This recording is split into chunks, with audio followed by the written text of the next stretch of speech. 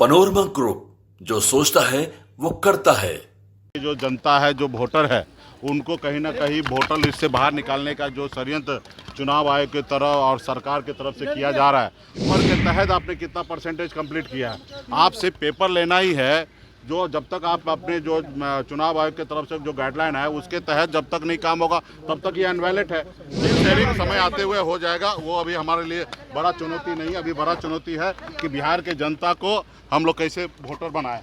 नमस्कार, news for nation देख रहे हैं आप। मैं हूं रश्मि श्रीवास्तव आपके साथ। बीते दिन राजधानी पटना में नेता प्रतिपक्ष तेजस्वी यादव के आवास पर महागठबंधन की बैठक बुलाई गई और यह बैठक करीब 6 घंटे तक चली। आपको बता दें कि इस बैठक में सीट शेयरिंग को लेकर बातचीत हुई है। इसके साथ ही 2025 के विधानसभा चुनाव में सरकार को किन मुद्दों पर घेरना है, इसे लेकर भी रणनीति बनाई गई। बैठक से निकलने के बाद महागठबंधन में शामिल घटक दलों के नेताओं ने अपनी अपनी प्रतिक्रिया दी, लेकिन इस बीच देखिए वीआईपी प्रमुख मुकेश सहनी का भी बड़ा बयान सामने आया है। सीट शेयरिंग को लेकर क्या कुछ कह रहे हैं मुकेश सहनी, साथ ही चुनाव आयोग पर किस तरह से आरोप लगा रहे हैं, पहले आप ये सुनिए। जाना है उसके ऊपर हम लोगों ने डिस्कशन किया है। अभी सबसे बड़ा मुद्दा जो हम लोगों के बीच में है, जो बिहार के जो जनता है, जो वोटर है, उनको कहीं ना कहीं वोटर लिस्ट से बाहर निकालने का जो षड्यंत्र चुनाव आयोग की तरफ और सरकार की तरफ से किया जा रहा है, उसको सबसे बड़ा चैलेंज लेकर हम लोग उसमें क्या कर सकते हैं, जो महागठबंधन हमारे तमाम पार्टी सभी नेतागण क्या कर सकते हैं, उसके ऊपर हम लोग काम करें। सबसे दुखद बात यह है कि जितने भी लोग पेपर जमा कर रहे हैं बीएलओ के पास, उनको रिसीविंग नहीं दे रहे, कि कल कोई साबित नहीं कर पाएगा कि हमने पेपर जमा किया कि नहीं किया। कल हो सकता है कि वो कल जब सूची जारी करे उसमें हो सकता है जो लोग पेपर जमा किए उनको पेपर नहीं बताएंगे कि वो जमा किए हैं, तो कोई लोग कुछ कर नहीं सकते। और चुनाव आयोग भी रोज़ डेली टू डेली रिपोर्ट सार्वजनिक नहीं कर रहे। उसके बाद बहुत ऐसे जगह बगैर पेपर का जमा किया जा रहा है, सिर्फ आधार कार्ड का नंबर लिया जा रहा है, कुछ जगह बगैर पेपर का लिया जा रहा है। 1-2% ही ऐसा जगह है जहाँ चुनाव आयोग का जो गाइडलाइन है 11 दस्तावेज, उस दस्तावेज की जगह लिया जा रहा है। तो आज वो कह रहे हैं कि हम 74% कंप्लीट कर लिए हैं। तो बताइए कि उसमें पेपर के तहत आपने कितना परसेंटेज कंप्लीट किया है। आप सिर्फ पेपर लेना ही है। जो जब तक आप अपने जो चुनाव आयोग की तरफ से जो गाइडलाइन है उसके तहत जब तक नहीं काम होगा तब तक ये अनवैलिड है। तो जब तक 2-3% ही आपने पेपर लिया है तो उसका बाकी का पेपर आप कब लेंगे, आपके पास समय कहाँ है।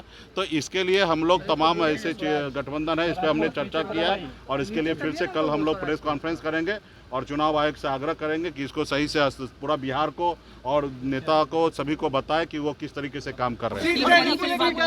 सीट शेयरिंग समय आते हुए हो जाएगा, वो अभी हमारे लिए बड़ा चुनौती नहीं, अभी बड़ा चुनौती है कि बिहार के जनता को हम लोग कैसे वोटर बनाए। तो देखिए, मीडिया से बातचीत के दौरान मुकेश सहनी ने बताया है कि सीट शेयरिंग को लेकर हमारी बातचीत तेजस्वी यादव से हुई है। हालांकि अब एक बार फिर से बैठक बुलाई जाएगी, जिसके बाद औपचारिक रूप से 15 अगस्त के दिन महागठबंधन के नेताओं की तरफ से सीट बंटवारे को लेकर ऐलान किया जाएगा। लेकिन इससे पहले देखिए, बीते दिन तेजस्वी यादव के आवास पर यह बैठक हुई है। इस बैठक में तमाम घटक दलों ने अपनी एक सूची, यानी कि सीट को तैयार जो सूची है वो तेजस्वी यादव को सौंपी गई है और अब इस पर अंतिम फैसला, अंतिम मुहर लगाया जाएगा। हालांकि इससे पहले मुकेश सहनी लगातार मीडिया के सामने कभी 30 तो कभी 40 सीटों पर दावेदारी कर रहे हैं और ऐसे में अब मुकेश सहनी का कहना है कि हमारी बातचीत तेजस्वी यादव से हो गई है, अब सिर्फ और सिर्फ औपचारिक ऐलान होना बाकी है। इसके साथ ही देखिए, अब बिहार में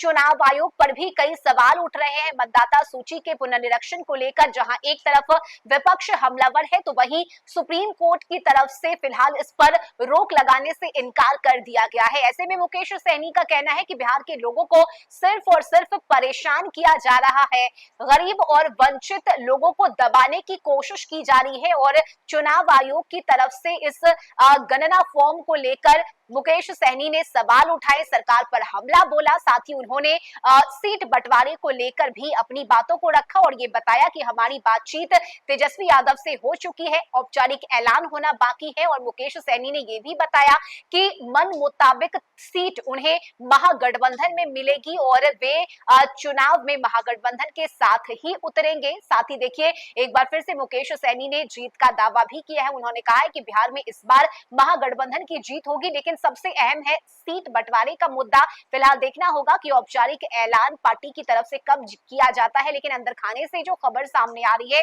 उसके मुताबिक 15 अगस्त के दिन महागठबंधन की तरफ से सीट बंटवारे को लेकर ऐलान किया जाएगा। इस खबर में अभी के लिए बस इतना ही। न्यूज़4 नेशन पर खबरों का सिलसिला जारी रहेगा। नमस्कार।